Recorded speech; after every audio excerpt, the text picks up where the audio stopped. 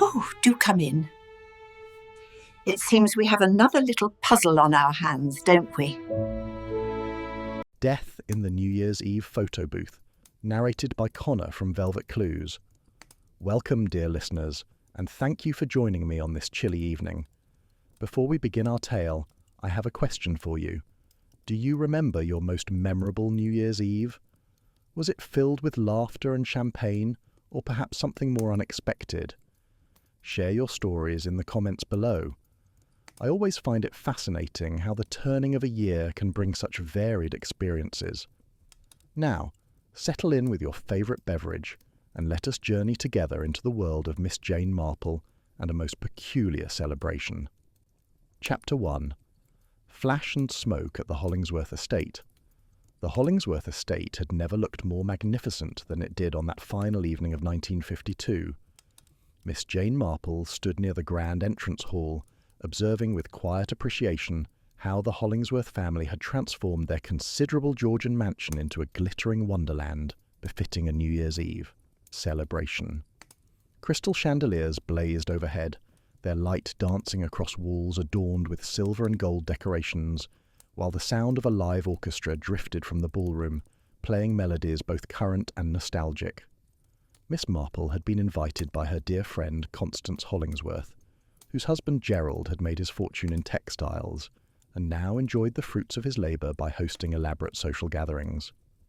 Constance had particularly insisted that Miss Marple attend this year's celebration, mentioning that there would be several interesting guests from the village and beyond, including what she called a rather modern entertainment. As Miss Marple made her way through the crowded reception rooms, she noted the diversity of guests assembled for the occasion.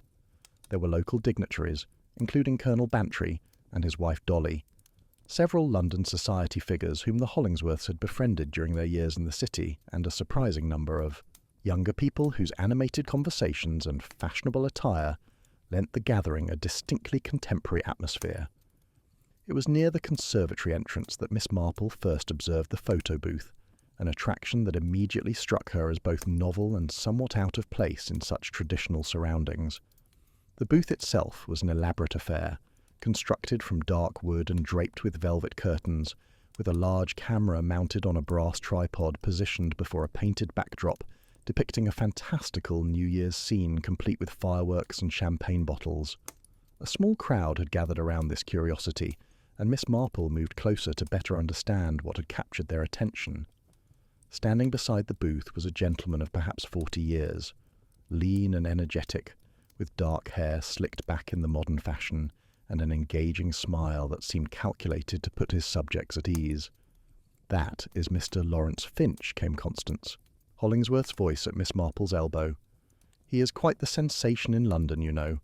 Does all the fashionable portrait work, and has recently expanded into these novelty photo booths for parties." Gerald thought it would be amusing to have one for tonight's celebration. Miss Marple observed Mr. Finch with interest as he arranged a young couple inside the booth, adjusting their positions with professional efficiency, while maintaining a steady stream of cheerful conversation. There was something about his manner that struck her as overly familiar, a quality of presumed intimacy that went beyond mere professional friendliness. "He has photographed many notable families," Constance continued, clearly pleased with her acquisition of such a fashionable entertainer. "The Tremaines last month, the Ashfords before that, and I believe he did the Wickham Estates Christmas portraits. He is quite in demand." "Indeed," Miss Marple murmured, noting how Mr. Finch's eyes seemed to catalogue the conservatory's contents even as he worked, lingering on a particularly fine Ming vase that stood on a mahogany side table. His gaze moved systematically across the room, taking in artwork, silver candlesticks, and other valuable objects with what might have been either professional appreciation or something rather more calculating. The evening progressed with the usual pleasantries of such gatherings. Miss Marple found herself in conversation with various acquaintances, discussing the weather, the prospects for the coming year, and the inevitable speculation about which eligible young people might announce engagements before the new social season began. Yet her attention kept returning to the photo booth and its proprietor. Mr. Finch had established a steady rhythm of operations, ushering guests into the booth in groups or pairs, positioning them carefully, then disappearing beneath the camera's dark cloth before triggering the flash that would capture their images for posterity. Each flash was accompanied by a small burst of smoke, which Mr. Finch explained was a perfectly normal consequence of the magnesium powder used in flash photography. "Nothing to be concerned about," he assured guests with practiced ease. "Just the chemistry of capturing your lovely faces for all time. The smoke dissipates quickly, and you will have a wonderful memento of this evening." Miss Marple noticed that between sessions Mr. Finch would often engage his subjects in conversation about their homes, their travels, their collections. He displayed what seemed to be genuine interest in the details of their lives, asking questions about security arrangements, with the casual air of someone making polite conversation. As midnight approached, the atmosphere in the house grew increasingly festive. Champagne circulated freely, voices rose in volume and gaiety, and there was a general sense of anticipation as the old year prepared to yield to the new. It was during this crescendo of celebration that Miss Marple observed something that gave her pause. Mr. Finch had retreated momentarily to the conservatory's far corner, where he stood examining what appeared to be a small notebook, his expression quite different from the cheerful mask he presented to his clients. There was a hardness around his eyes, a calculating quality that suggested his thoughts were occupied with matters far removed from the festive occasion. She was contemplating this observation when Dolly Bantry appeared at her side, slightly flushed from champagne and dancing. "Jane, dear, you must come have your photograph taken. Gerald has paid handsomely for this entertainment, and it seems a shame not to participate. Everyone is queuing up for one last picture before midnight." Miss Marple allowed herself to be shepherded toward the photo booth, where indeed a considerable queue had formed. The guests were in high spirits, laughing and jostling good-naturedly as they awaited their turns. Mr. Finch moved among them with practised charm, assuring everyone that there was time for all to be photographed before the clock struck 12. It was young Timothy Ashford, a neighbour's nephew visiting from London, who first suggested that Mr. Finch himself should be photographed. "After all," he called out with the confidence of youth and champagne, "you have captured all of us. It seems only fair that you should have a memento of the evening as well." The suggestion was met with general approval, and several guests took up the refrain. Mr. Finch demurred at first, claiming that photographers preferred to remain behind the camera rather than before it, but the crowd's insistence eventually overcame his resistance.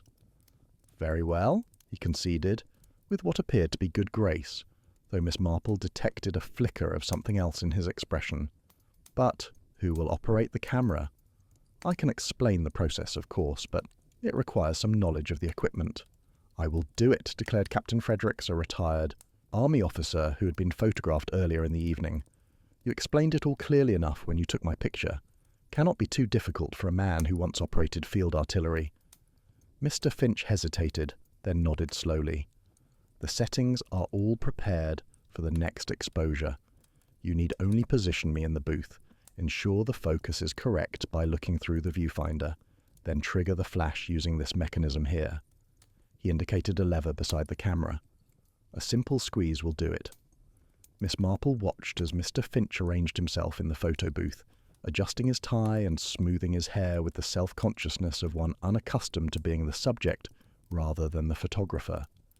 Captain Fredericks took his position behind the camera, peering through the viewfinder with exaggerated concentration, while the assembled guests called out cheerful instructions.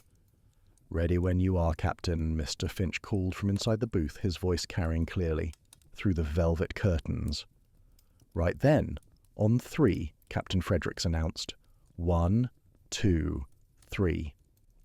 The flash that followed was considerably brighter than those that had preceded it, accompanied by a much larger plume of smoke that billowed out from the booth with surprising force.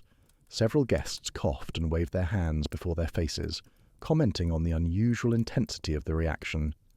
"I say, Fredericks," someone called out. "Perhaps you pulled that lever a bit too enthusiastically." But Miss Marple's attention was focused on the booth itself, where the smoke seemed curiously reluctant to dissipate. It hung in the enclosed space, with an almost viscous quality, and she detected an odour that struck her as distinctly wrong, a bitter almond scent that had no place in photography's usual chemical palette. "Mr. Finch," she heard herself calling, "perhaps you should step out into the fresh air." There was no response from within the booth. The assembled guests fell silent, their festive mood giving way to uncertainty as the smoke continued to pour from between the velvet curtains. Captain Fredericks moved toward the booth, reaching to pull aside the fabric, but Miss Marple found herself moving faster than she had in years, grasping his arm with surprising strength. "Do not touch anything, Captain," she said firmly, "and everyone should move back immediately. I believe we may have a situation that requires the utmost caution." Her tone carried such authority that the guests obeyed instinctively, stepping away from the booth as the smoke finally began to clear. It was then that they saw Mr. Lawrence Finch, slumped against the painted backdrop, his face bearing an expression of surprised agony, quite clearly and irreversibly dead. The clock in the entrance hall began to chime midnight, each stroke echoing through the suddenly silent house, as the old year died and the new one was born in circumstances that no one present would ever forget. Chapter 2. Constable Briggs and the chemical residue. The immediate aftermath of Mr. Finch's death transformed the Hollingsworth estate from a place of celebration into a scene of controlled chaos. Gerald Hollingsworth, displaying the decisive temperament that had served him well in business, immediately dispatched servants to telephone for both the police and a doctor, while his wife Constance attempted to shepherd the shocked guests into the drawing-room, away from the conservatory and its grim contents. Miss Marple remained near the photo booth, though she was careful to maintain the distance she had counselled others to observe. Her keen eyes took in every detail of the scene, noting the position of Mr. Finch's body, the unusual concentration of smoke residue on the interior surfaces of the booth, and the expression of genuine horror on Captain Fredericks's face as he stood frozen beside the camera, apparently unable to process what had occurred. "I did nothing wrong," the captain kept repeating, his military bearing, entirely abandoned in favour of bewildered distress. "I followed his instructions precisely. The flash, the lever, exactly as he said." "I am quite certain you did, Captain," Miss Marple assured him gently. "This tragedy is not your fault. However, I would suggest that you touch nothing else until the authorities arrive." The doctor came first, a young man named Pemberton who served the neighbouring village and had been attending the party as a guest. He approached the booth with his medical bag, but Miss Marple forestalled him with a raised hand. "Dr. Pemberton," she said quietly, "I would strongly advise against entering that booth or handling anything within it.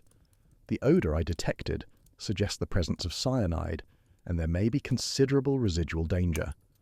The doctor paused, his expression shifting from professional concern to alarm. "Cyanide? Are you certain, Miss Marple?" "Not certain," she conceded, but sufficiently concerned to recommend extreme caution. The bitter almond scent, the rapidity of death, the unusual smoke, all suggest a toxic gas rather than any natural cause. Dr. Pemberton nodded slowly and approached the booth with considerably more care, examining Mr. Finch from a distance before pronouncing what everyone already knew. "He is quite dead, and has been for several minutes. Without a more thorough examination, which I dare not conduct under these circumstances, I cannot determine the precise cause, though Miss Marple's suspicions seem entirely warranted." The police arrived some 20 minutes later, in the person of Constable George Briggs, a solid, methodical man whom Miss Marple had encountered on previous occasions when circumstances had required official intervention in village affairs. Constable Briggs was accompanied by his sergeant, a younger man named Willis, who appeared considerably less certain of how to proceed in such unusual circumstances. "Right then," Constable Briggs announced, surveying the scene with the deliberate care that characterized his approach to all matters. "I will need everyone to remain exactly where they are while we sort out what happened here." Miss Marple stepped forward. "Constable, if I might offer a suggestion. The photo booth and its immediate vicinity should be treated as potentially hazardous. I have reason to believe that toxic gas was released during the flash, and there may be chemical residue that poses a continuing danger." Constable Briggs knew Miss Marple well enough to take her warnings seriously. He immediately established a cordon around the booth and instructed Sergeant Willis to ensure that no one approached the area. It was then that Gerald Hollingsworth revealed an unexpected resource. "Constable, we have a chemist among our guests tonight, Dr. Helena Morse from the university. She specializes in industrial chemistry and might be able to assist with analysing whatever substances are involved here. Briggs nodded approvingly. Fetch her, if you please, Mr. Hollingsworth, and someone get me a proper lamp. I will need more light to examine this scene properly. Dr. Morse proved to be a woman of perhaps 50 years, with iron grey hair and the no-nonsense demeanour of someone accustomed to working with dangerous materials.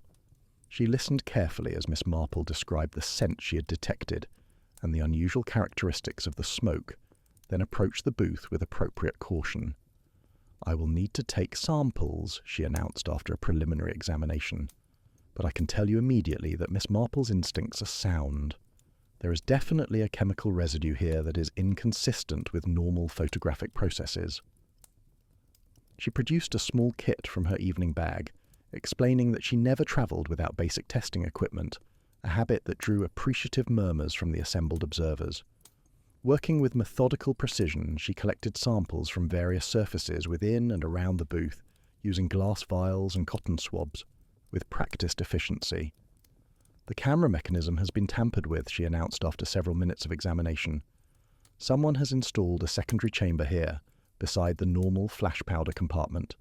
When the lever was pulled, it would have mixed two chemicals that produce hydrogen cyanide gas. A collective gasp rose from the guests who had gathered at the edge of the cordoned area. Captain Fredericks went pale and sat down heavily in a nearby chair. So I killed him, the captain whispered. I triggered the mechanism that released the poison. You triggered a device that someone else had deliberately installed, Constable Briggs corrected firmly. Miss Marple is quite right that this was no accident. Someone intended for Mr. Finch to die, and they were clever enough to create circumstances where another person would activate the fatal mechanism. But who would do such a thing? Constance Hollingsworth asked, her voice trembling. And why at my party, in my home? Those are precisely the questions we must answer, Constable Briggs replied. He turned to address the assembled guests. I will need statements from everyone present, but particularly from those who had direct contact with Mr. Finch or the photographic equipment this evening. Miss Marple had been studying the crowd while this exchange took place, noting the various reactions to the revelation that Mr. Finch had been murdered. Most displayed appropriate shock and distress, but there were subtle variations that caught her attention. Young Timothy Ashford appeared genuinely devastated, perhaps feeling responsible for suggesting that Mr. Finch be photographed. Mrs. Tremaine, a wealthy widow whom Miss Marple knew slightly, wore an expression that seemed more calculating than sorrowful. And standing near the conservatory entrance was a gentleman Miss Marple did not recognise, whose face displayed what might have been grim satisfaction rather than surprise.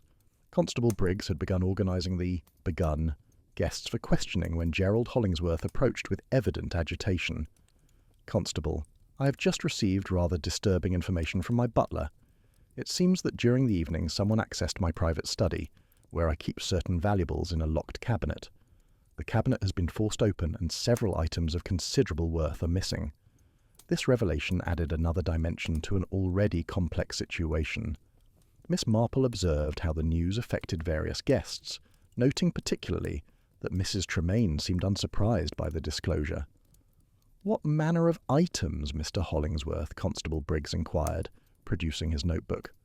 Family heirlooms primarily, Hollingsworth replied. A collection of antique watches, several pieces of estate jewellery that belonged to my grandmother, and a set of gold coins that have been in the family for generations. The total value is considerable, but the sentimental worth is beyond calculation.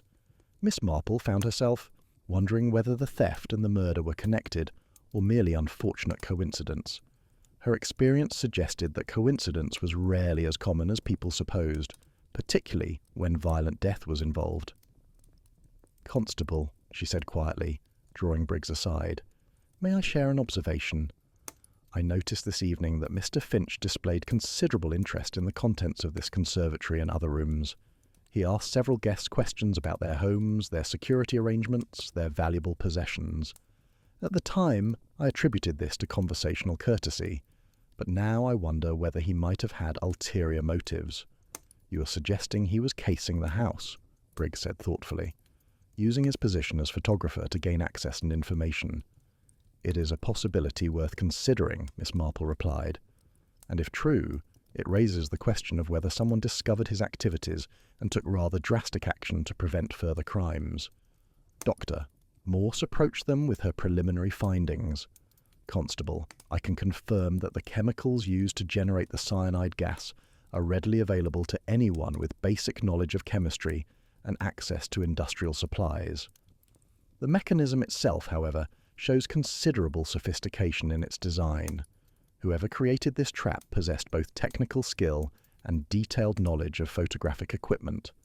As midnight gave way to the small hours of the new year, it became clear that the investigation would be neither simple nor brief. Constable Briggs made arrangements for the guests to be interviewed systematically, while Dr. Morse continued her analysis of the chemical evidence. Miss Marple positioned herself where she could observe the proceedings, her mind already sorting through the various threads of information that had emerged. The photo booth stood silent in its corner, draped now with sheets to conceal its grim contents from view, but Miss Marple knew that within that innocent-seeming structure lay the key to understanding who had engineered Mr. Finch's death and why. The answers, she reflected, would require careful attention to the smallest details and a willingness to see past the obvious explanations to the truth that lay beneath.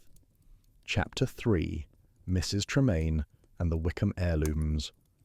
The questioning of guests proceeded with the methodical thoroughness that characterized Constable Briggs's approach to official duties.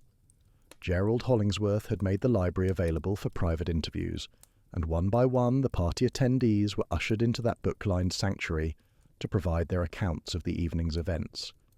Miss Marple had positioned herself in the entrance hall, where she could observe the comings and goings while appearing to merely rest in one of the comfortable chairs that lined the corridor. It was a technique she had refined over many years, this art of being simultaneously visible and overlooked, present but not intrusive. It was during this vigil that she observed Mrs. Evelyn Tremaine being summoned for her interview.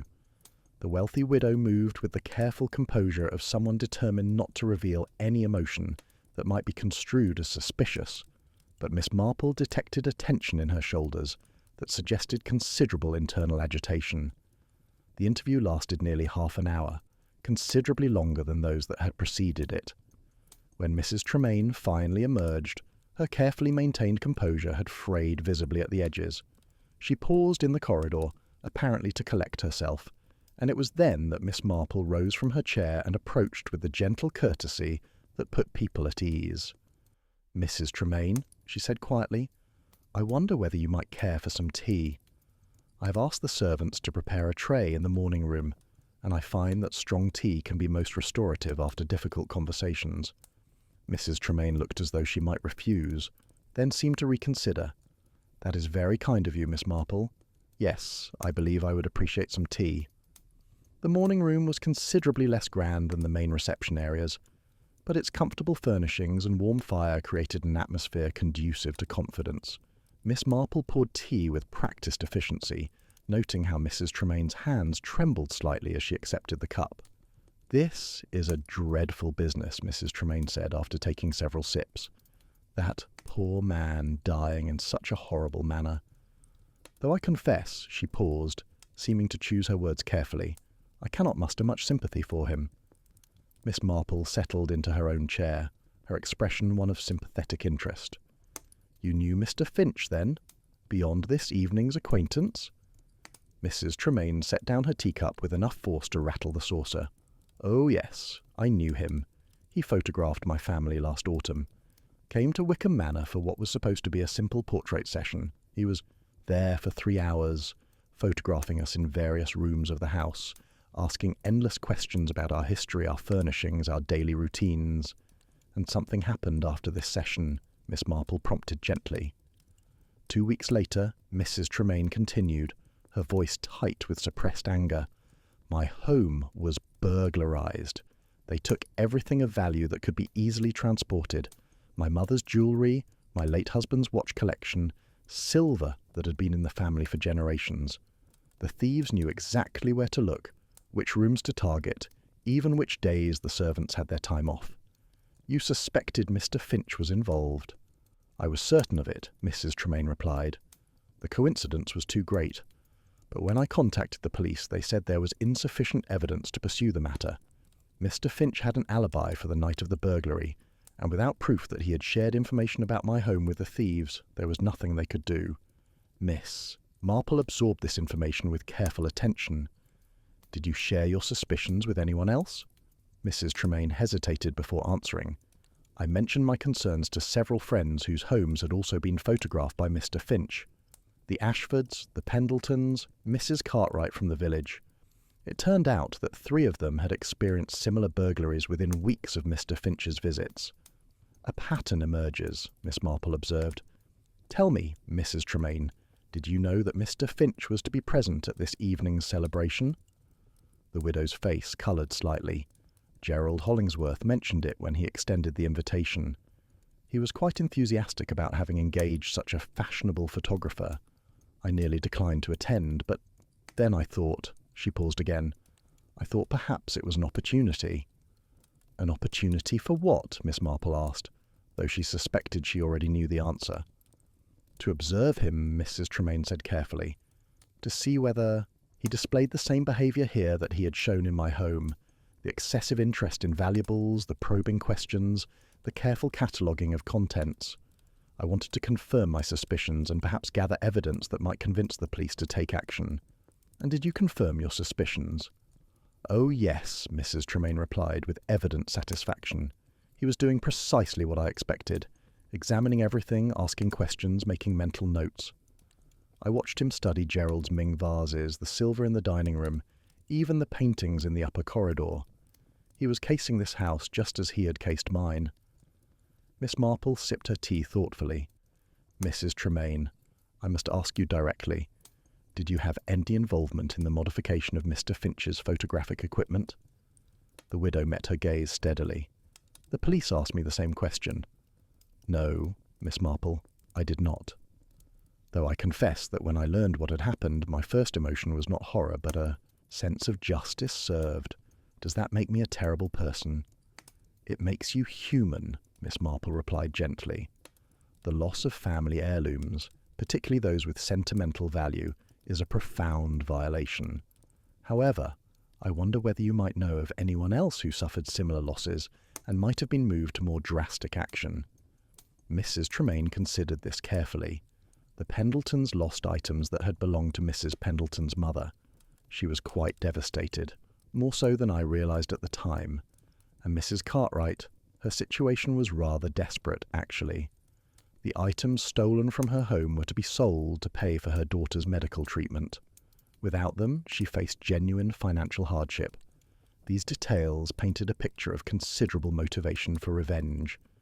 Miss Marple reflected that desperation and grief could drive people to actions they would never contemplate under ordinary circumstances. Their conversation was interrupted by the appearance of Constable Briggs, who entered the morning room with evident purpose. "Mrs. Tremaine," he said formally, "I must ask you to remain available for further questioning. We have discovered something rather significant." "Of course, Constable," Mrs. Tremaine replied, her composure fully restored.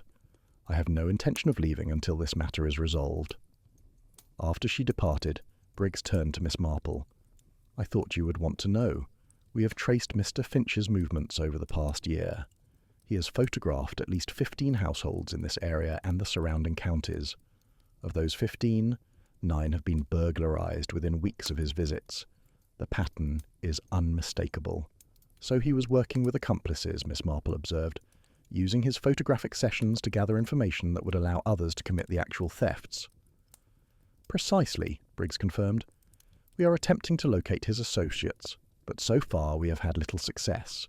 Whoever he was working with has proven quite skilled at covering their tracks."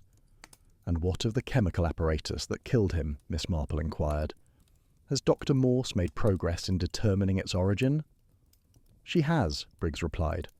"The components could have been purchased separately from various suppliers without arousing suspicion. However, assembling them into a functioning device would require both chemical knowledge and access to precise mechanical components. We are looking for someone with technical expertise and a strong motive for revenge." Miss Marple nodded thoughtfully. "Constable, I believe you should investigate Mrs. Cartwright's background quite thoroughly. Mrs. Tremaine has just informed me that she suffered significant financial losses as a result of the burglary following Mr. Finch's visit to her home. Desperation can be a powerful motivator." "Already in progress," Briggs assured her. We are examining the backgrounds of all the victims of the burglaries, but I appreciate the confirmation of Mrs. Cartwright as someone of particular interest.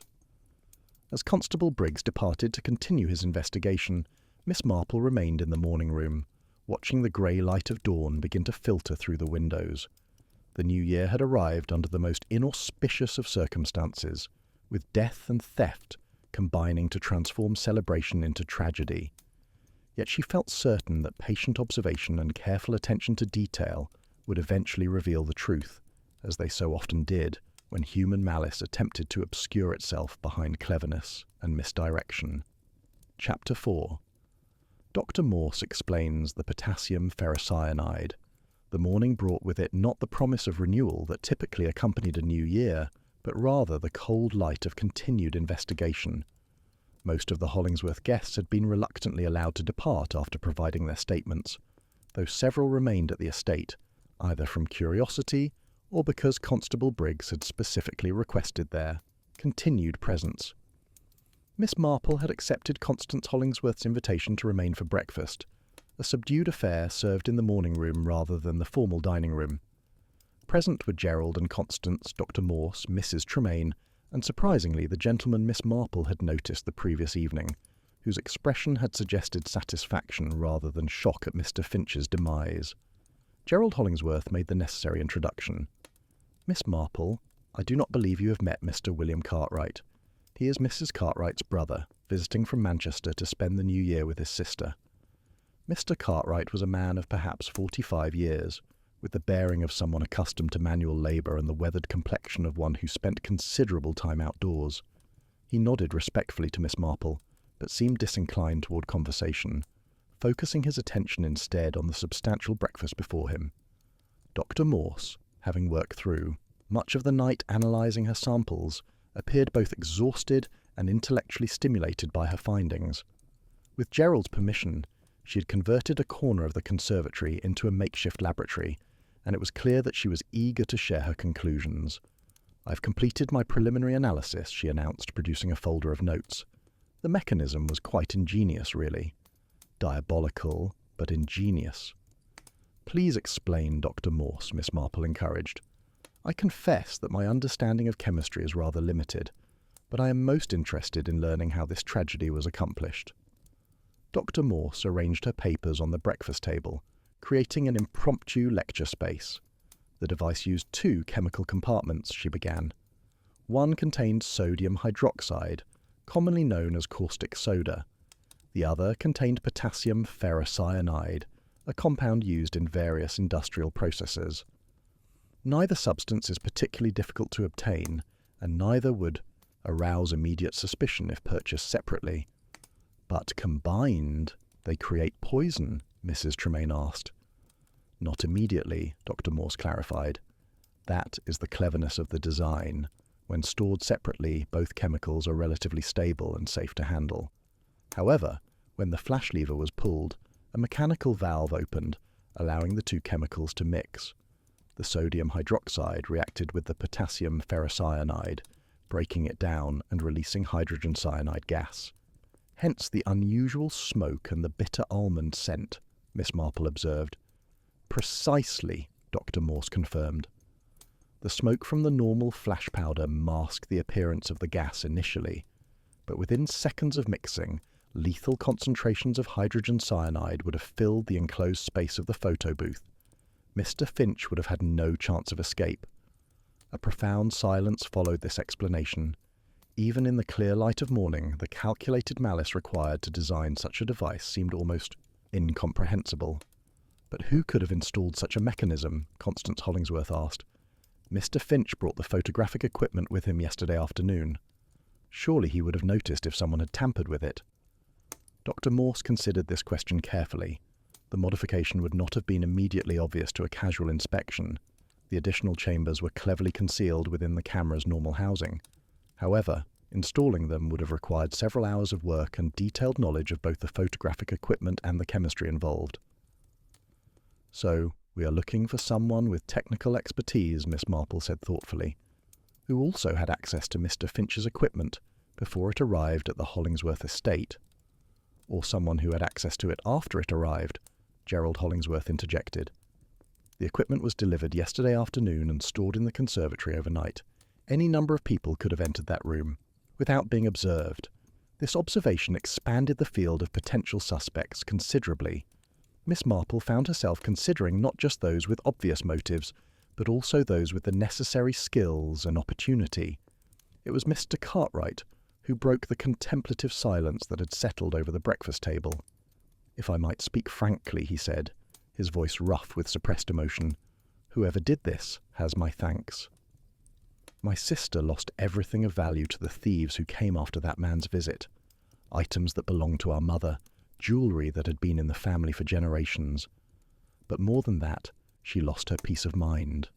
The violation of having her home invaded, her privacy breached. It changed her, made her fearful and anxious in ways she had never been before." "Mr. Cartwright," Miss Marple said gently, "I understand your anger, and I sympathise with your sister's losses. However, murder is never justified, regardless of the provocation." Cartwright met her, gazed directly. "Is it not, Miss Marple? What if I told you that my sister's daughter, my niece, died because the money for her treatment was stolen? The surgical procedure she needed was to be paid for with the sale of those heirlooms. Without them, we could not afford the operation. She died 6 weeks ago, at the age of 12. The revelation hit the assembled company like a physical blow. Even Dr. Morse, who had maintained scientific detachment throughout her analysis, appeared visibly affected by this information. "I'm deeply sorry," Miss Marple said quietly. "That is a tragedy beyond measure, and it certainly provides your sister with a powerful motive for revenge." "My sister," Cartwright replied firmly, "is a gentle woman who has been broken by grief. She has barely left her home since Catherine's death. She did not attend last night's celebration. She has done nothing but mourn." "But you attended," Miss Marple observed, "and you have the technical knowledge that such a device would require. I recall Mrs. Hollingsworth mentioning that you work in industrial manufacturing." Cartwright's expression hardened. "I am a foreman at a chemical plant in Manchester. Yes, I understand the properties of industrial chemicals. Yes, I would have the knowledge to create such a device. And yes, I wanted that man to pay for what he had done to my family. But I did not kill him." The conviction in his voice was compelling, yet Miss Marple had encountered many skilled liars over the years. Constable Briggs would need to investigate Mr. Cartwright's movements thoroughly before any conclusions could be drawn. Dr. Morse intervened with a new piece of information. "Constable, I found something else during my analysis. There are traces of photographic developing chemicals on the modified components, chemicals that would typically only be found in a darkroom or professional photography studio. Whoever created this device had access to such facilities. This detail narrowed the field considerably. Professional photography equipment and chemicals were not items that ordinary citizens possessed, even those with general technical knowledge. Mr. Finch maintained a studio in London. Gerald Hollingsworth contributed. Perhaps someone accessed his equipment there before it was transported here. Or perhaps, Mrs. Tremaine suggested thoughtfully, someone among his circle of assistants or associates bore him a grudge. Professional jealousy can be quite vicious in artistic fields. These were all possibilities worth exploring, Miss Marple reflected, but her instinct suggested that the continue 844. PM answer lay closer to the immediate circle of those who had suffered from Mr. Finch's activities. The personal nature of the crime, the symbolic appropriateness of using his own equipment to kill him, spoke to someone driven by intimate rage rather than professional rivalry. Chapter 5. The studio assistant nobody suspected. Constable Briggs arrived at the Hollingsworth estate shortly, after breakfast with news that promised to advance the investigation significantly. He had received a telephone call from the Metropolitan Police in London, who had been alerted to Mr. Finch's death and had conducted a preliminary search of his Bloomsbury studio. What they discovered, Briggs announced to the small group assembled in the library, confirms our suspicions about Mr. Finch's criminal activities. His studio contained detailed floor plans of various houses, notes about valuable items and their locations, even schedules of servants' movements. He was systematically gathering intelligence for burglaries. "Did they find evidence of his accomplices?" Miss Marple inquired. "Not yet," Briggs replied, but they did find something interesting. Mr. Finch employed a studio assistant, a young woman named Charlotte Webb. She handled the practical aspects of his business, developing photographs, maintaining equipment, booking appointments. However, she has not been seen since before Christmas, and the neighbours report that she left in rather agitated circumstances after a heated argument with Mr. Finch that several people overheard. A woman, Dr. Morse mused. That is unexpected. The technical sophistication required for the device suggested someone with considerable experience in chemistry and mechanics. Women can possess technical expertise, Mrs. Tremaine observed dryly. It is not solely the province of men. Indeed not, Dr. Morse conceded. I spoke imprecisely. What I meant is that women are less commonly found in professions that would provide exposure to such knowledge. Miss Marple had been listening to this exchange with growing interest. Constable Briggs, what do we know of Miss Webb's background and capabilities? Briggs consulted his notes. Charlotte Webb, age 28, unmarried, from a respectable middle-class family in Surrey. She studied chemistry at university, apparently quite brilliant according to her professors, but left before completing her degree when her father died and the family finances became strained. She worked in various photographic studios before being employed by Mr. Finch approximately 2 years ago. So she would have both the chemical knowledge and the familiarity with photographic equipment, Miss Marple observed. A potent combination in this context. There is more, Briggs continued. The Metropolitan Police spoke with the studio's landlord, who mentioned that Miss Webb had complained several times about Mr. Finch failing to pay her wages. She was apparently owed a substantial sum, and there had been increasing tension about the money over the past several months. Financial disputes can certainly motivate violence, Gerald Hollingsworth commented. But surely there were less elaborate means of obtaining satisfaction, if that was her primary concern. Unless, Miss Marple suggested quietly, the financial dispute was merely the final grievance in a longer list of complaints. Tell me, Constable, do we know whether Miss Webb had any connection to the families who were burgled after Mr. Finch's photographic sessions? Briggs looked surprised by the question. We had not yet investigated that angle. Miss Marple, what are you thinking? I am thinking, she replied carefully, that Miss Webb would have been intimately involved in the practical aspects of Mr. Finch's business. She would have seen the floor plans, heard the details he gathered during his sessions, perhaps even been aware of his true purposes. If she was a woman of conscience, such knowledge might have troubled her greatly. So you are suggesting she killed him not for financial reasons, but moral ones, Mrs. Tremaine said. A sort of vigilante justice?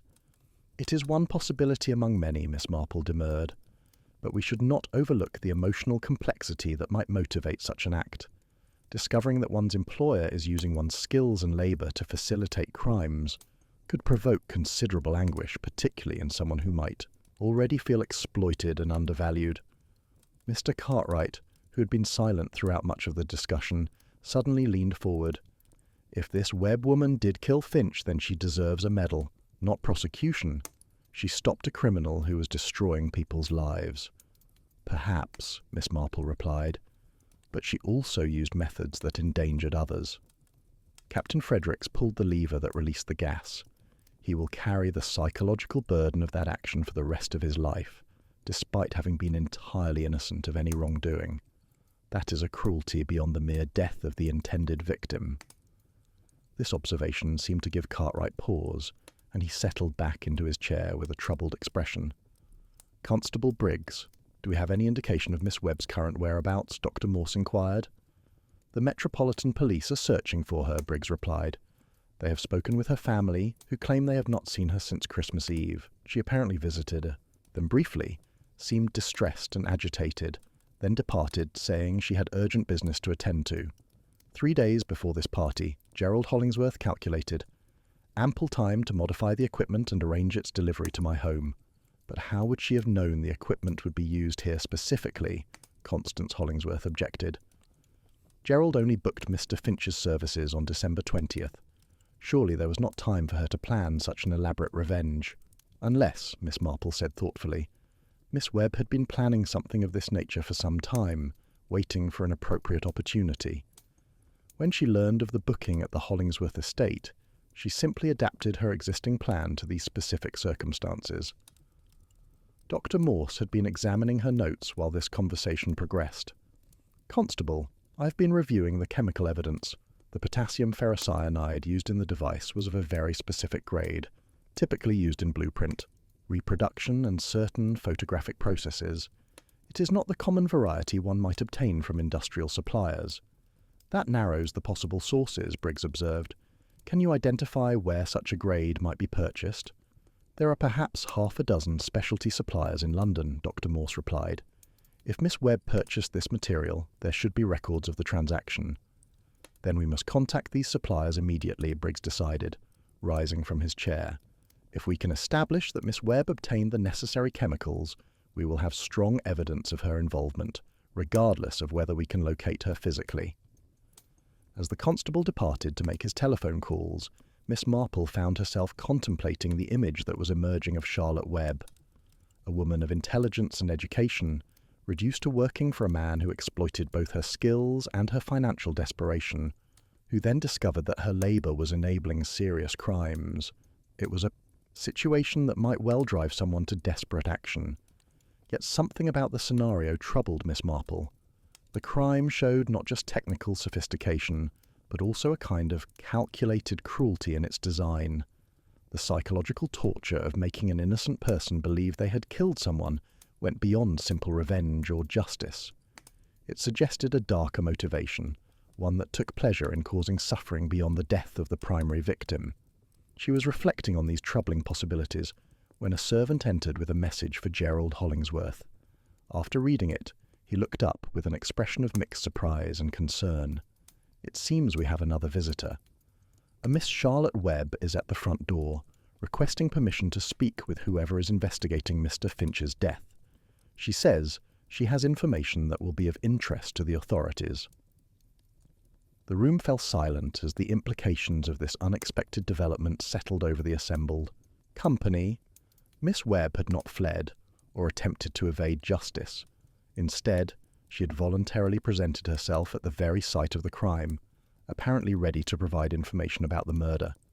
Miss Marple rose from her chair with quiet purpose. "Constable Briggs should be informed immediately. And perhaps, Gerald, you might show Miss Webb into this room.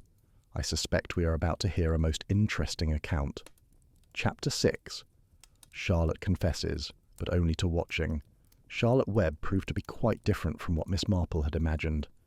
Instead of the desperate, distraught figure she had anticipated, the young woman who entered the library displayed a composure that bordered on defiance. She was small in stature, but carried herself with an upright bearing that suggested considerable inner strength. Her clothing was practical and well worn, her dark hair pulled back in a severe style that emphasized the intelligence evident in her sharp features. Constable Briggs had returned with remarkable speed upon being informed of Miss Webb's arrival, and he now stood with Sergeant Willis beside the library door, clearly prepared for any eventuality. Gerald Hollingsworth had tactfully positioned himself where he could summon assistance if needed, while the others in the room arranged themselves to observe the proceedings. "Miss Webb," Constable Briggs began formally, "I am conducting an investigation into the death of Mr. Lawrence Finch. I understand you have information to share with us." Charlotte Webb met his gaze directly. "I do, Constable, but first, I want to make something absolutely clear. I did not kill Lawrence Finch, though I cannot say I am sorry he is dead." The boldness of this statement created a stir among the assembled company. Briggs raised a hand for silence before continuing. "You worked as Mr. Finch's studio assistant, is that correct?" "For 2 years. Yes," Charlotte confirmed. "I handled the technical aspects of the business while he played the charming artist for wealthy clients. I developed the photographs, maintained the equipment, kept the accounts, and generally ensured that his business functioned, while he took all the credit and most of the profit." "You had a financial dispute with him," Briggs noted. "I had many disputes with him," Charlotte replied sharply. "The unpaid wages were merely the most recent grievance. But that was not why I am here. I am here because I know who killed him, and I know why." This declaration commanded immediate attention. Miss Marple leaned forward slightly, her keen eyes fixed on the young woman's face, searching for any indication of deception. "I am listening, Miss Webb," Briggs said carefully. Charlotte took a deep breath before continuing. "I discovered several months ago that Lawrence was using his photographic sessions to gather information for burglaries. I found the floor plans and notes hidden in his studio. At first, I could not believe it.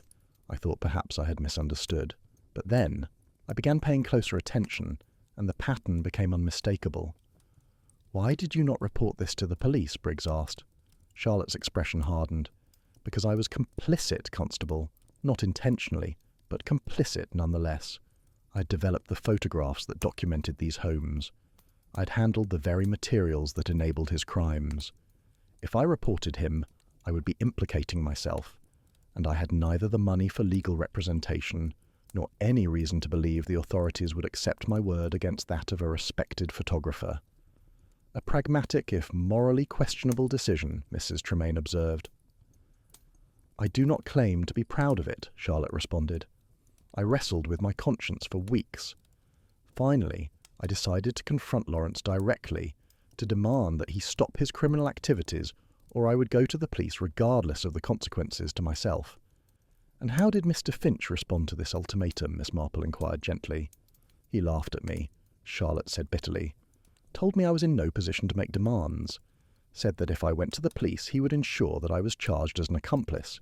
He had kept records, you see, carefully documenting my involvement in every aspect of the business. It would have appeared that I was a full partner in his schemes rather than an unwitting employee." "So you were trapped," Miss Marple observed. "Completely," Charlotte confirmed. "I could not afford to lose my position, as I was supporting my widowed mother and younger sister. But I could not continue enabling criminal activity. I felt as though I was slowly being poisoned by my own conscience. And yet you continued working for him," Briggs pointed out. "Until Christmas," Charlotte said. "That was when I learned about the Cartwright case. A woman whose heirlooms were stolen after Lawrence photographed her home. Heirlooms she needed to sell to pay for her daughter's medical treatment. When I discovered that a child had died because of crimes I had indirectly enabled." She paused, her composure finally cracking slightly. "I could not bear it any longer. I left without giving notice." "Did you modify Mr. Finch's photographic equipment before leaving?" Briggs pressed. "No," Charlotte replied firmly. "I had neither the means nor the opportunity. The equipment was stored in a separate locked room and Lawrence kept the only key. Even if I had wanted to sabotage it, I could not have done so." "Then how do you know who killed him?" Dr. Morse asked. "Because I saw her do it," Charlotte replied quietly. The effect of these words was electric. Everyone in the room sat forward, and Constable Briggs's hand moved instinctively toward his notebook. "I did not witness the actual murder," Charlotte clarified, seeing the reaction her words had provoked. "But I witnessed the preparation. On Christmas Eve, I returned to the studio to collect some personal belongings I had left behind. I had my own key, one Lawrence did not know about, and I assumed he would be away for the holiday. But when I arrived, I heard voices from the equipment room. The door was ajar, and I saw Lawrence with a woman examining the photographic apparatus." "Can you describe this woman?" Briggs asked urgently.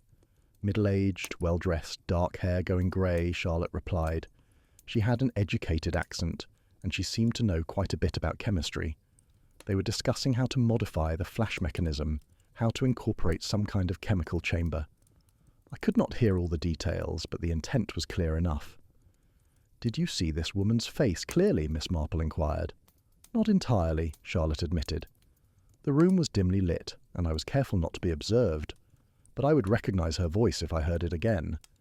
There was something distinctive about the way she spoke, very precise and academic." "Dr. Morse," Miss Marple said thoughtfully, "would you mind reading aloud from your chemical analysis notes? Perhaps Miss Webb might recognize the terminology."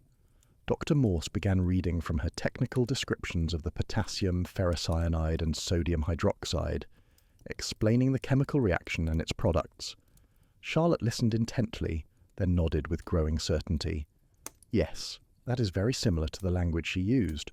Scientific terms, very exact, like someone accustomed to teaching or lecturing about chemistry." All eyes turned to Dr. Morse, whose face had gone quite pale. "Surely you are not suggesting that I—" she began, but Charlotte interrupted her. "No, not you. The voice I heard was older, and there was something else, a slight accent perhaps, or a regional inflection that I cannot quite place. "Mrs. Pendleton," Mrs. Tremaine said suddenly. "Victoria Pendleton. She taught chemistry at the girls' school before her marriage. I remember her mentioning it when we discussed our losses from the burglaries." Constable Briggs was already on his feet. "Sergeant Willis, find out immediately whether Mrs. Pendleton was among the guests last evening, and get me her current address." "She was here," Gerald Hollingsworth confirmed. "She and her husband left around 11 o'clock before midnight. Said they wanted to be home before the new year arrived." As Sergeant Willis hurried from the room, Miss Marple found herself reassessing the entire case in light of this new information. Mrs. Pendleton had not been someone she had particularly noticed during the previous evening's chaos, which suggested a woman skilled at remaining unremarkable, at blending into the background while plotting murder. "Miss Webb," she asked carefully, "when you witnessed this conversation between Mr. Finch and this woman, did you hear any discussion of payment or other arrangements?" Charlotte frowned in concentration. There was mention of money. Yes. The woman said something about Lawrence having already taken enough from her family, and that this would settle all accounts. I assumed she was referring to the burglary, that she was the victim of one of his schemes, and had somehow convinced him to help her exact revenge on someone else. Or, Miss Marple suggested, Mr. Finch believed he was helping to set a trap for someone else, when in reality the trap was intended for him all along. A clever deception within a deception. Constable Briggs absorbed this possibility with growing appreciation. So Mrs. Pendleton convinced Mr. Finch that they were collaborating to harm a third party, when her true intention was to use his own equipment to kill him in a manner that would implicate an innocent person. "It is consistent with the evidence," Miss Marple agreed, "and it explains why the device was so carefully designed to activate when someone else pulled the trigger. Mrs. Pendleton wished not only to kill Mr. Finch, but to psychologically torture whoever was manipulated into causing his death. The depth of malice such a plan revealed was truly chilling." As they waited for Sergeant Willis to return with information about Mrs. Pendleton's whereabouts, Miss Marple reflected that they were dealing with a mind that combined considerable intelligence with a capacity for calculated cruelty that went far beyond ordinary revenge. Chapter 7. The Dark Room That Held Its Secrets. Sergeant Willis returned with troubling news. The Pendleton residence, a modest cottage some 3 miles from the Hollingsworth estate, appeared deserted. Neighbours reported seeing Mr. Pendleton depart early that morning with several suitcases, and Mrs. Pendleton had not been seen since the previous evening. "Flight suggests guilt," Constable Briggs observed grimly. "But we need more than suspicion, and Miss Webb's partial identification to secure a conviction. We must find concrete evidence linking Mrs. Pendleton to the modification of the photographic equipment." Dr. Morse had been studying her chemical analysis notes with renewed focus.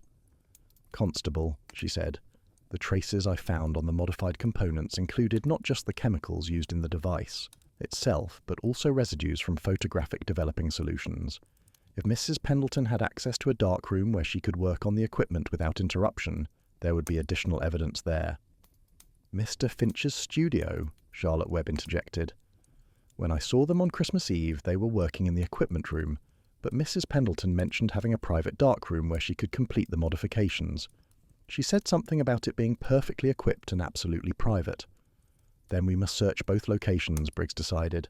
"Sergeant Willis, organise a thorough examination of Finch's studio. Miss Webb, you will accompany him to provide access and identify anything unusual. Dr. Morse, I would appreciate your expertise in analysing any chemical evidence we discover." "And the Pendleton cottage?" Gerald Hollingsworth asked. "I will search that personally," Briggs replied. "Mr. Hollingsworth, might I prevail upon you to accompany me? Your familiarity with the area and the residence may prove valuable." "Of course, Constable," Gerald agreed immediately. Miss Marple rose from her chair. "I wonder, Constable Briggs, whether you might permit me to join you in examining the Pendleton residence. My particular talents lie in observation of domestic details, which might prove useful in understanding Mrs. Pendleton's state of mind and intentions." Briggs considered this request briefly before nodding. "Very well, Miss Marple. Your insights have proven valuable in past investigations. But please understand that this is an official police matter, and you must follow my instructions precisely." "Naturally," Miss Marple agreed with a gentle smile. The drive to the Pendleton cottage was accomplished in Constable Briggs's official vehicle, with Gerald Hollingsworth providing directions through the network of country lanes that connected the scattered residences of the area. The morning had turned bright and cold, the previous night's dramatic weather replaced by a crystalline clarity that seemed almost mocking given the dark business they were about to pursue. The cottage itself was charming from the exterior, a traditional Cotswold stone structure with a well-maintained garden and climbing roses that would doubtless be beautiful in summer. Yet there was an air of recent abandonment about the place, curtains drawn against prying eyes and no smoke rising from the chimney, despite the winter cold. Briggs approached the front door and knocked firmly, following proper procedure, even though they had no expectation of an answer. When none came, he produced the key that had been obtained from the landlord and unlocked the entrance. The interior of the cottage was neat but sparse, furnished with the kind of practical items that suggested limited means rather than chosen austerity. Miss Marple's experienced eye noted immediately that several items were missing, rectangular patches of less faded wallpaper indicating where pictures had hung, empty spaces, on shelves that had once held ornaments. The items stolen in the burglary, Gerald Hollingsworth observed, following her gaze. The Pendletons never replaced them. Apparently, they could not afford to do so. Miss Marple moved through the rooms with careful attention, noting details that others might have overlooked. The kitchen contained evidence of hasty meal preparation, a half-eaten piece of toast on a plate, tea grown cold in a cup. In the sitting room, she found a photograph album lying open on a side table, and she paused to examine its contents. The photographs documented the Pendleton family across several years. There were images of happy occasions, birthdays and holidays, showing a couple clearly devoted to each other and their 2 children. But Miss Marple noticed that many photographs had been removed, leaving blank spaces in the album's pages. The pattern suggested systematic editing, as though someone had been removing specific memories. "Constable," she called softly. "Believe you should see this." Briggs joined her to examine the album. The missing photographs appeared to be those featuring the family's valuables, he observed. "Look here, you can see the edge of what was probably a photograph showing Mrs. Pendleton wearing jewellery, and this space likely contained an image of the items displayed on the mantelpiece." She was cataloguing her losses, Miss Marple suggested, perhaps obsessively reviewing what had been taken from her family. The depth of the psychological wound such losses had inflicted became more apparent as they continued their search. In Mrs. Pendleton's writing desk, they discovered letters to insurance companies, pawnbrokers and potential buyers, all attempting to raise money to replace the stolen items. The responses were uniformly discouraging. The insurance settlement had been minimal, and the market for selling remaining possessions proved far less lucrative than hoped. But it was in the cellar that they made the most significant discovery. The stairs descended into darkness, and Briggs needed to locate an oil lamp before they could proceed safely. What they found at the bottom justified the search. A complete darkroom had been established in one corner of the cellar, with equipment for developing photographs and processing chemicals. The setup was professional in quality, suggesting considerable investment and expertise, but more significantly, on a workbench beside the developing trays, they found the components of a device identical to the one that had killed Lawrence Finch. "Here is our evidence," Briggs said with satisfaction. Mrs. Pendleton constructed 2 devices, one that she installed in Finch's equipment, and this prototype, or perhaps a backup. Miss Marple examined the components carefully without touching them. "The work is quite precise," she observed. Mrs. Pendleton clearly possessed both the knowledge and the manual dexterity required for such construction. One must grant her a certain terrible competence. Beside the device lay a notebook filled with chemical calculations and mechanical diagrams. Dr. Morse's expertise would be needed to fully interpret the contents, but even Miss Marple could recognize the systematic planning that had gone into perfecting the murder weapon. She planned this for weeks, possibly months, Briggs noted, flipping through the notebook's pages. Every detail calculated, every contingency considered. This was not a crime of passion, but of cold, methodical revenge. Yet passion was certainly involved, Miss Marple observed quietly. Look at the violence of the method chosen. She could have used poison in a dozen simpler ways, but she specifically chose a method that would make Mr. Finch die in terror, trapped in an enclosed space, unable to escape the consequences of his crimes. Hollingsworth had remained near the cellar stairs, clearly uncomfortable in the confined space. "The question now," he said, "is where have the Pendletons gone? If they fled this morning, they cannot have gotten far." Briggs was already climbing the stairs, moving with renewed purpose. "I will put out alerts to all neighbouring counties and contact the railway stations. If they are travelling by public transport, we should be able to locate them within hours." But as they emerged from the cottage into the bright morning light, Miss Marple found herself wondering whether Mrs. Pendleton had fled at all. The hasty departure suggested by the evidence at the cottage might equally have been staged to create that impression. A woman capable of such elaborate deception in planning a murder might well prove equally clever in arranging her apparent escape. She kept this thought to herself for the moment, preferring to see what other evidence might emerge before sharing her suspicions. But as they drove back toward the Hollingsworth estate to coordinate with the team searching Finch's London studio, she felt increasingly certain that Mrs. Pendleton's story was not yet fully told, and that the apparent conclusion to this investigation might prove to be merely another carefully constructed deception. Chapter 8. Mr. Pendleton's Desperate Telegram.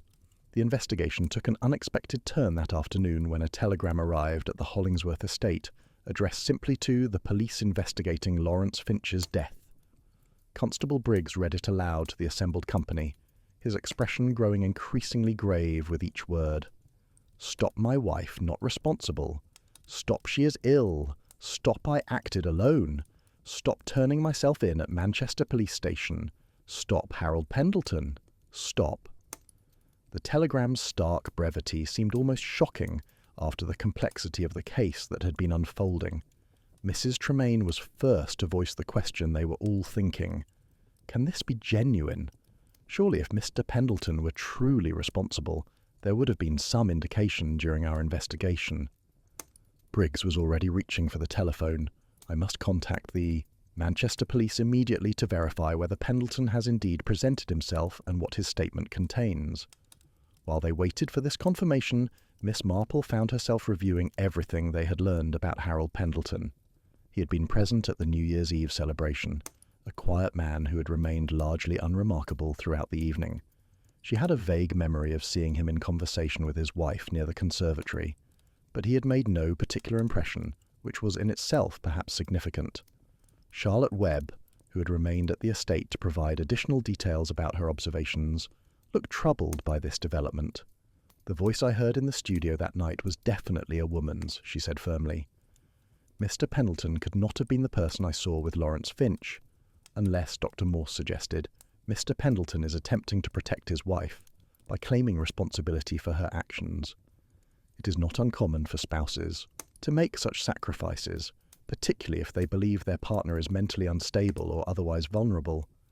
Mr. Cartwright, who had been silent for much of the afternoon, suddenly spoke up. "If Pendleton killed Finch, he is a hero, not a criminal. That man destroyed their family. Their daughter has been traumatized by the violation of their home. Mrs. Pendleton has suffered what I suspect is a complete nervous collapse. What jury would convict him? The law does not recognize revenge as justification for murder," Constable Briggs replied, though his tone suggested some sympathy for the sentiment. "Regardless of how understandable the motive might be, we cannot permit citizens to take justice into their own hands." The telephone rang, and Briggs answered it with evident urgency. His side of the conversation consisted primarily of single syllables and brief acknowledgements, but his expression grew increasingly complex, mixing professional satisfaction with what appeared to be genuine distress. When he replaced the receiver, he stood silent for a moment before addressing the room. "Harold Pendleton has indeed presented himself at the Manchester Police Station. He has provided a detailed written confession claiming full responsibility for modifying the photographic equipment and installing it at the Hollingsworth estate. He states that he acted alone and that his wife had no knowledge of his plans." "Then the case is resolved," Gerald Hollingsworth said, with evident relief. "I'm not convinced," Miss Marple said quietly. and all attention turned to her. Constable Briggs, what specific details did Mr. Pendleton provide about the construction of the device and its installation? Briggs consulted his notes from the telephone conversation. He described the basic chemical mechanism, the use of potassium ferrocyanide and sodium hydroxide, the modification of the flash apparatus. All details that align with what we discovered. All details, Miss Marple observed, that he could have learned from his wife after the fact. Did he provide any information that was not already known to us, or that could not have been deduced from examining the device in the Pendleton cottage? Briggs frowned, reviewing his notes more carefully. No, actually. His confession, while detailed about the chemicals and the general mechanism, is remarkably vague about the actual construction process and the specific modifications to Finch's equipment. Because he did not build it, Miss Marple stated with quiet certainty. His wife did. Mr. Pendleton is attempting to protect her by claiming responsibility, but the technical knowledge and chemical expertise required were beyond his capabilities. Charlotte Webb nodded in agreement.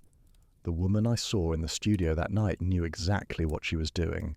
The way she discussed the chemistry, the modifications, it was not theoretical knowledge, but practical expertise.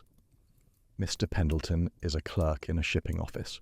Where would he have acquired such specialized knowledge? Dr. Morse added her professional assessment.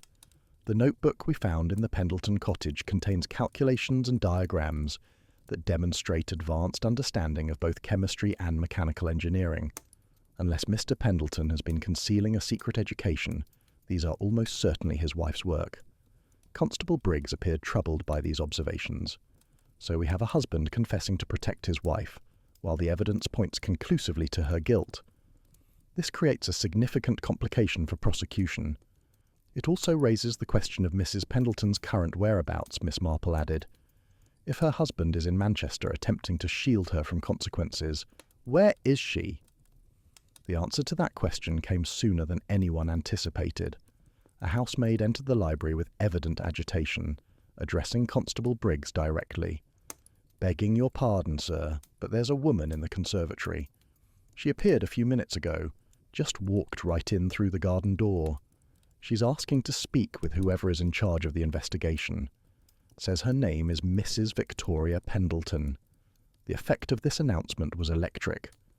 Briggs was on his feet immediately, signalling for Sergeant Willis to accompany him. Miss Marple rose as well, her intuition telling her that the final act of this tragic drama was about to unfold. They found Mrs. Pendleton standing beside the photo booth, which remained shrouded in sheets but unmistakably recognizable by its shape. She was a woman of perhaps 45 years, with greying dark hair and the kind of refined features that spoke of education and former prosperity. But her current appearance suggested someone who had not slept in days, her clothing dishevelled and her eyes bearing a haunted quality that went beyond mere exhaustion. "Mrs. Pendleton," Constable Briggs said carefully, "I am conducting an investigation into the death of Lawrence Finch. I understand you wish to make a statement." Mrs. Pendleton's gaze remained fixed on the shrouded photo booth. "I came to see it," she said, her voice carrying an eerie calm that was more disturbing than hysteria would have been. "To see the instrument of my justice. Tell me, Constable, did he suffer? I hope he suffered." The frank malice in her tone was chilling, and Miss Marple observed how even the pragmatic Constable Briggs seemed momentarily taken aback. "Mrs. Pendleton, I must caution you that anything you say may be used as evidence. Do you understand?" "I understand perfectly," Mrs. Pendleton replied. "I am a chemist, Constable. I understand cause and effect, action and reaction. Lawrence Finch caused the destruction of my family. My reaction was to destroy him. The equation is perfectly balanced." "Then you admit to constructing the device that killed him," Briggs pressed. "Of course I built it," Mrs. Pendleton said, a hint of pride entering her voice. "It was elegant in its design, was it not? A chemical trap that exploited his own equipment, his own profession, to deliver justice. I spent months perfecting it, calculating every variable, ensuring the outcome would be certain." "Your husband has confessed to the crime," Briggs informed her. "Harold is a fool," Mrs. Pendleton said without rancour. "A good man, but a fool. He thinks he can protect me by claiming responsibility, but we both know that he lacks the knowledge to construct what I built. My work deserves proper attribution, Constable. I will not have another take credit for my achievement." The coldness of this statement, the pride she took in her creation of a murder weapon, revealed a mind that had moved beyond conventional morality into territory governed entirely by the logic of revenge.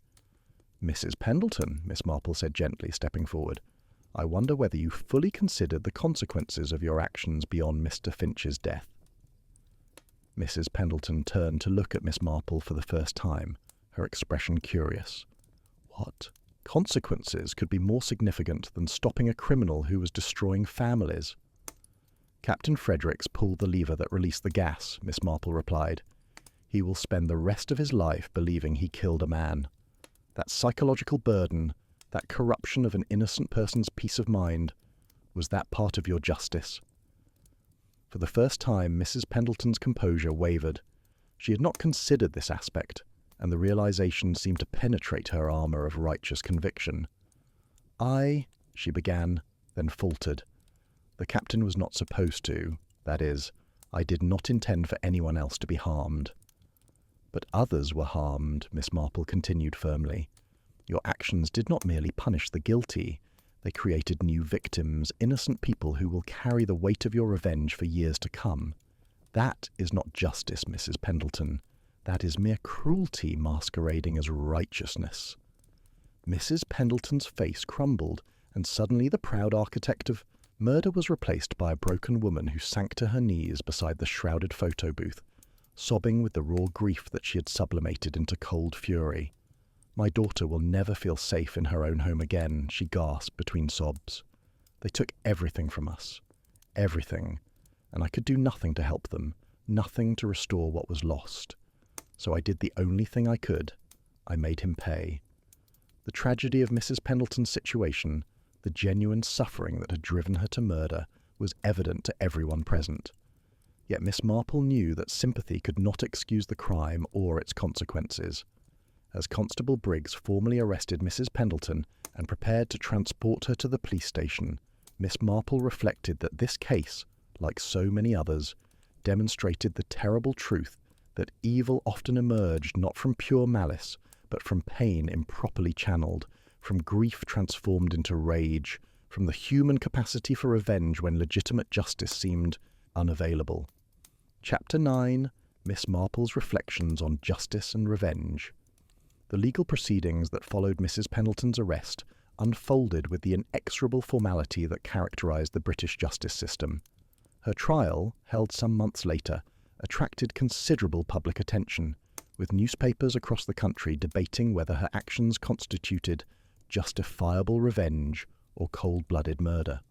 Miss Marple attended several days of the trial, sitting in the public gallery and observing with the same careful attention she had applied to the investigation itself.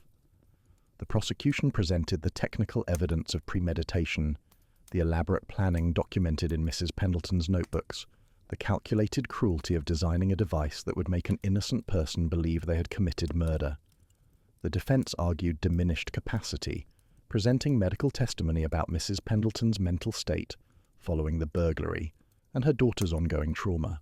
Harold Pendleton testified on his wife's behalf, describing how the violation of their home had transformed his formerly vibrant, rational wife into someone consumed by grief and rage.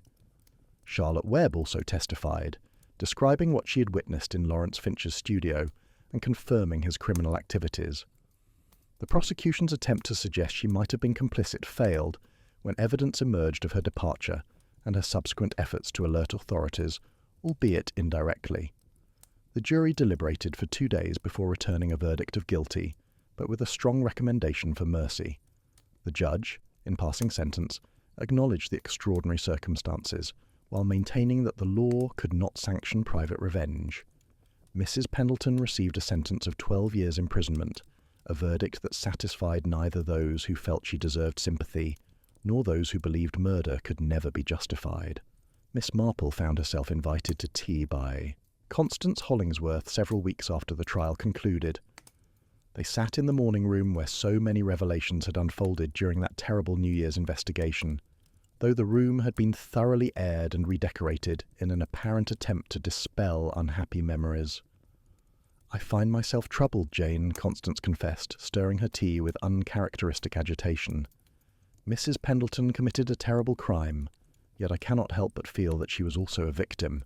Where does one draw the line between justice and revenge?" "That is the question that has occupied philosophers for millennia," Miss Marple replied gently. "I believe the line is drawn not by the severity of the provocation, but by the method of response. Justice seeks to restore order and prevent future harm through legitimate means. Revenge seeks only to inflict suffering in return for suffering received." "But the legitimate means had failed her," Constance protested. "The police could not recover her stolen property. The insurance provided inadequate compensation. What recourse did she have?"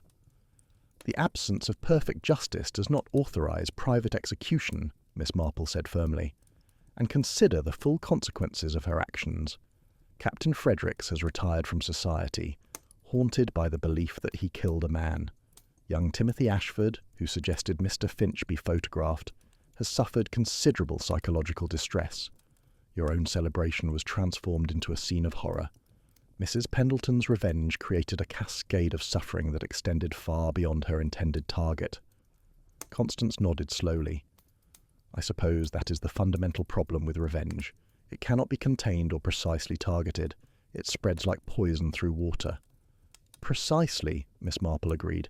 "And in Mrs. Pendleton's case, her actions have also destroyed her own family more completely than the burglary ever did. Her husband has lost his wife to imprisonment. Her daughter has lost her mother. The family she sought to protect has been shattered by her method of protecting it." Chapter 10. The photo booth is dismantled, but questions remain. Spring had arrived by the time Miss Marple received another invitation to the Hollingsworth estate, this one for a considerably more modest gathering than the ill-fated New Year's celebration. Gerald Hollingsworth had decided to donate the photo booth to a museum of criminology, where it would be displayed as an example of an elaborate murder weapon, and he had invited those most closely involved in the investigation to witness its removal. The day was bright and warm, with the gardens showing the first signs of the season's renewal. Miss Marple found herself walking through the conservatory with Dr. Morse, who had maintained contact following the investigation. "I've been thinking about the case," Dr. Morse said, as they observed workmen carefully dismantling the booth, "about how technical knowledge can be perverted to harmful ends. Mrs. Pendleton's chemistry expertise, which should have been devoted to education and discovery, was instead channeled into creating an instrument of death." "Knowledge is morally neutral," Miss Marple observed. "It is the human will that determines whether it serves good or ill. Mrs. Pendleton possessed the knowledge to create many things. She chose to create a murder weapon." Charlotte Webb had also been invited and stood nearby, watching the dismantling with obvious relief. She had found new employment with a reputable photography studio, whose owner had been impressed by her technical skills and her moral courage in attempting to expose Finch's crimes. "I am glad to see it destroyed," Charlotte said quietly. "It represents everything that went wrong, not just the murder itself, but the corruption that preceded it. Lawrence's crimes, my complicity through inaction, Mrs. Pendleton's transformation from victim to murderer." "You were not complicit," Miss Marple assured her. "You were trapped in an impossible situation and made the choice to extract yourself as soon as you understood the full scope of the crimes being committed. That required considerable courage." Mrs. Tremaine joined them, her expression thoughtful. "I received a letter from Mrs. Pendleton last week," she revealed. "She wrote to apologize for not having come forward sooner, for not reporting Finch's activities when she first discovered them. She believes that if she had acted then rather than seeking revenge, the burglaries might have been stopped and other families spared." "That is likely true," Miss Marple said, "though we must remember that Mr. Finch himself bore the primary responsibility for his crimes. Mrs. Pendleton's failure to report him does not excuse his actions." "No," Mrs. Tremaine agreed, "but it reminds us that we all have responsibilities to one another, to the community. When we see wrongdoing and remain silent, we enable it to continue." Constable Briggs arrived as the final sections of the photo booth were being carried out to the waiting lorry. He had been commended by his superiors for his handling of the investigation, though he seemed more relieved than proud at its conclusion. "Miss Marple," he said, approaching her with genuine warmth, "I wanted to thank you once again for your assistance. Your insights were invaluable in understanding the human dimensions of this case." "You are very kind, Constable," Miss Marple replied, "though I suspect you would have arrived at the same conclusions eventually. You are a thorough investigator." "Perhaps," Briggs conceded, "but you have a gift for seeing past the surface of things, for understanding what drives people to act as they do. That proved essential in this case." As the gathering prepared to disperse, Gerald Hollingsworth offered a toast to new beginnings and the hope that the coming year would prove less eventful than its predecessor. They raised their glasses. In the conservatory, where death had once cast its shadow, now filled with spring light and the promise of renewal.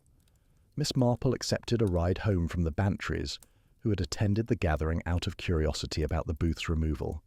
As their automobile wound through the country lanes toward her cottage, she found herself reflecting on the case and its resolution. "A sad business altogether," Colonel Bantry observed. "That poor woman driven to murder by her losses."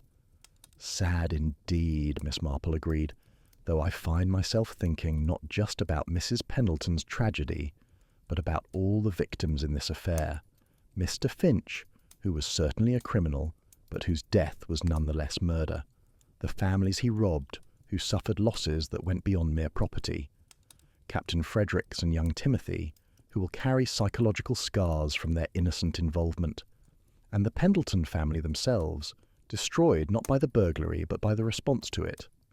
"You sound almost philosophical, Jane," Dolly Bantry said with a smile. "Perhaps I am," Miss Marple admitted. "This case reminded me that evil rarely comes in simple forms. Mr. Finch was a thief who used his artistic talents to enable crime. Mrs. Pendleton was a victim who became a murderer. Charlotte Webb was an employee trapped between conscience and necessity. Each person in this drama faced moral choices, and those choices created consequences that rippled outward in ways they could not have anticipated." "And what is the lesson we should draw from all this?" Colonel Bantry asked. Miss Marple was silent for a moment, watching the countryside roll past the automobile's windows. "That we must be vigilant, I suppose.